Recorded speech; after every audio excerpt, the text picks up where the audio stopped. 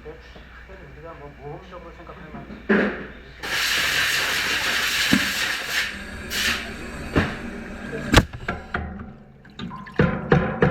베렌스타인이라고 하는 법학자가 있으신데 독일의 법학자인데 1933년에 나치 전쟁을 피해가지고 미국으로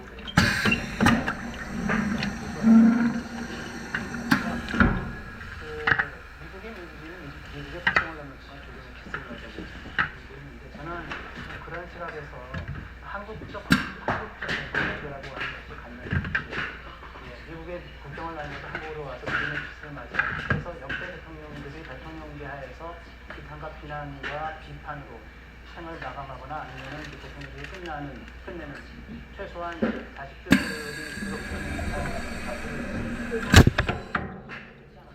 그런 맥락에서 저는 볼 수가 있다고 보고요. 그런 의미에서 민주파계는 사실은 윤석열 대통령의 힘이 크지만 나는 한편으로는 민주당도 다시 형성되었기 때문에 저는 한편으로 5대5의 승리를 보고요. 지금 우리가 아웃소싱 말씀을 드렸는데 사실은 미국에도 아웃소싱 사례가 있습니다. 왜냐하면 아이젠하워 대통령 같은 경우에는 전형 영웅이었죠. 죄송합니다. 시작해서 말씀해 주시면 고맙겠습니다. 예. 알겠습니다. 그런데 이제 민주당 공화당에 갔는데 그런 경우가 있다는 말씀을 드리고 사실 이게 1952년 사건입니다. 12년 사건입니다. 저는 결국은 대선 때 대통령을 찾는다는 부인 광고는 그만둬야 된다고 생각합니다.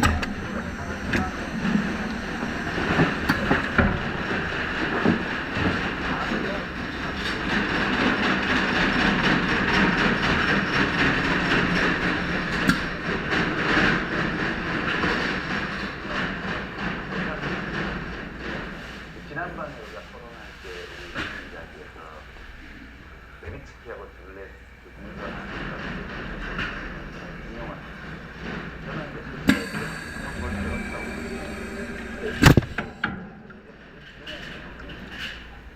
목재자가 되는 이유가 알아볼 수 없기 때문에 그 문지기 노릇을 해야 될 지표를 정당으로 갔습니다.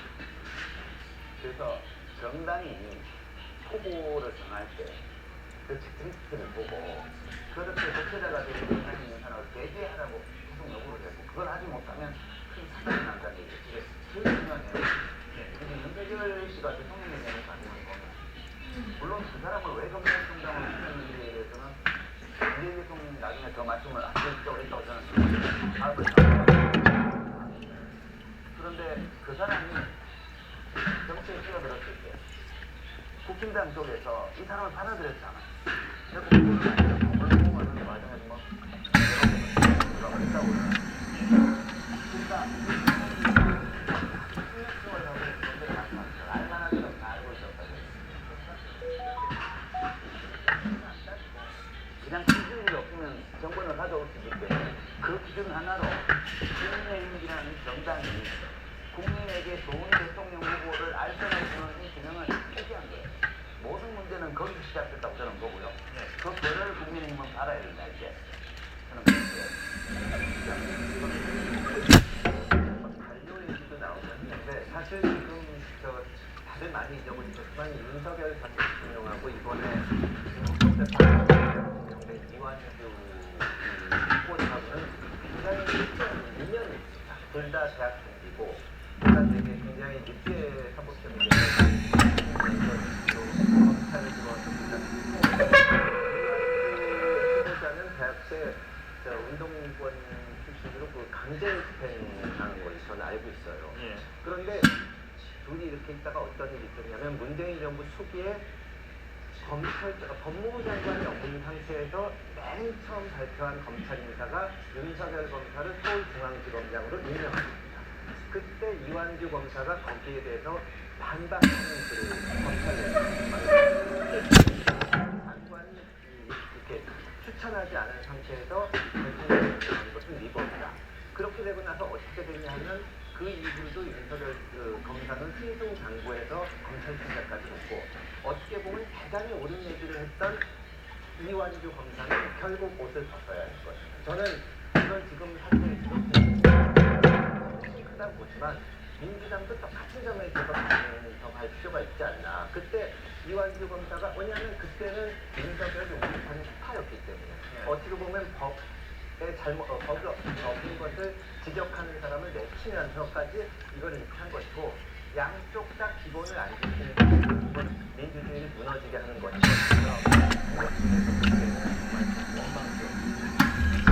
정복법 문제는 아니다.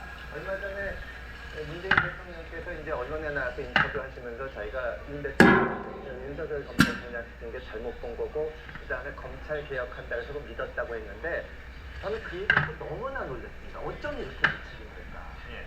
그 민주당을 비난할 수도 있다는 말씀입니다. 제가 몇 가지만 더 드리고 2년으로 임기가 돼버리고 말았습니다. 근데 사실 일하는 거는 2년 반 정도죠. 돌이켜보면 시작부터 좀 폭주했던 측면도 있습니다. 예를 들어서 용산으로 대통령실을 좀 무리하게 옮겼다가 다음 대통령이 누가 될지 모르겠지만 용산으로 갈 것이냐는 것도 요즘 또 문제거리 두고 있습니다. 또 재산경 사망 사건, 부산 엑스포 6.7 실패, 포항 앞바다 석유 시추권, 그래서 여러 가지 무리한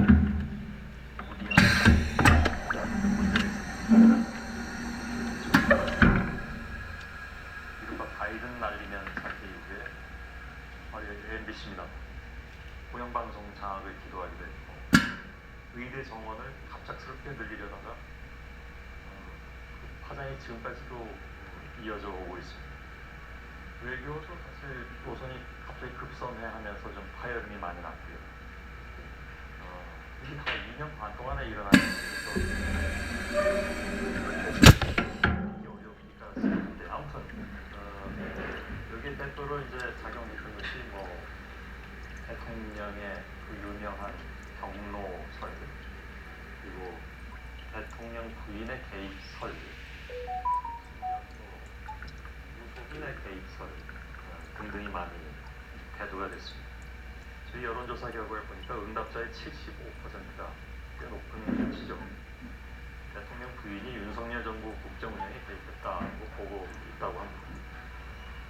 행정부도 또 여당도 지금 저희가 잠깐 얘기 나눴습니다. 대통령 후보를 제대로 그러면 견제하지 못하는 것 개인의 책임일까? 대통령이나 그 부인의 책임만으로만 돌릴 수 있는 것인가? 아니면 또 다른 요인이 있을 수 있는 것인가?에 대해서 어떻게 생각하세요? 아니 그것도 마찬가지인데 대통령의 영향력이 사실 가장 큽니다. 대통령 개인의 성향이 가장 많이 좌우를 한 게 사실인데요. 아까 여당 이야기 조금만 더 해보자면 여당이 왜 그렇게 무력하게 종속됐는가 대통령 취임하자마자 한 게 순석 대표 몰아내고 그다음 당원 전당대회 룰을 바꿔서 김기현 대표 만들게 하고 또 김기현 대표 총선 불출마하는 나갈 거고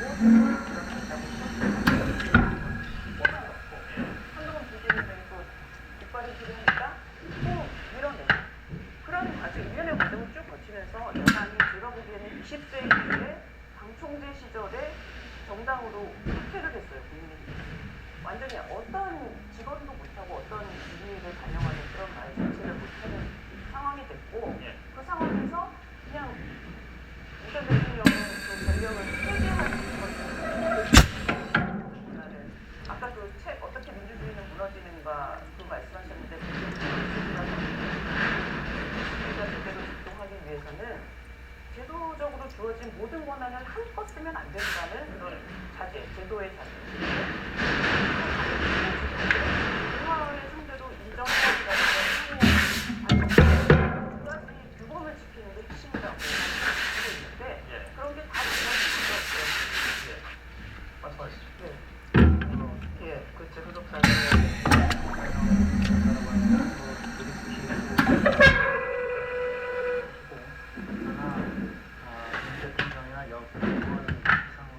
민주당이 제도적 자세를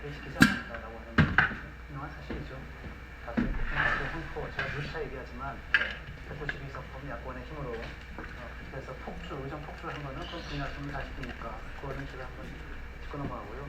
제가 그 과거에 문재인 정부 때 이 사실